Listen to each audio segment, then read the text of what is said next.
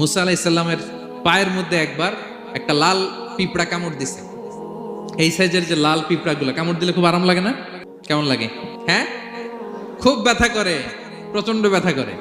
তো মুসা আলাইহিস সালামের মেজাজ কি নরম না গরম? খুব তাড়াতাড়ি রেগে যেতেন উনি। এক এক নবীর এক এক অ্যাট্রিবিউটস ছিল। তো মুসা আলাইহিস সালামের পায়ের মধ্যে লাল পোকা, লাল পিঁপড়া কামড় দিছে, প্রচন্ড ব্যথা পাইতেছে আর ডলতেছে আর রেগে গেছে। রেগে তাকায় দেখে এদিকে লাল পিঁপড়ার বাসা, যে পা দিয়ে ডোলে সবগুলোরে মেরে ফেলছে। তো ঘটনাটা ছিল মুসা আলাইহিস সালাম আল্লাহকে জিজ্ঞেস করছিলেন, এই ঘটনাটা আল্লাহ কেন ঘটাইছে? আল্লাহকে জিজ্ঞেস করছিলেন, আল্লাহ আযাব যখন কোনো এলাকায় পাঠান তখন তো শুধু জালিমরাই মরে না, ভালো লোকগুলাও তো মারা যায়। তো এই আযাবে ভালো লোকগুলা কেন মরে? আল্লাহ উত্তর দেয় না, এই ঘটনা ঘটাই দিছে।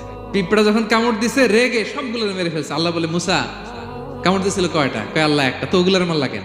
অ্যাকশনে যখন যায়, এত কিছু দেখে অ্যাকশন নেওয়া যায়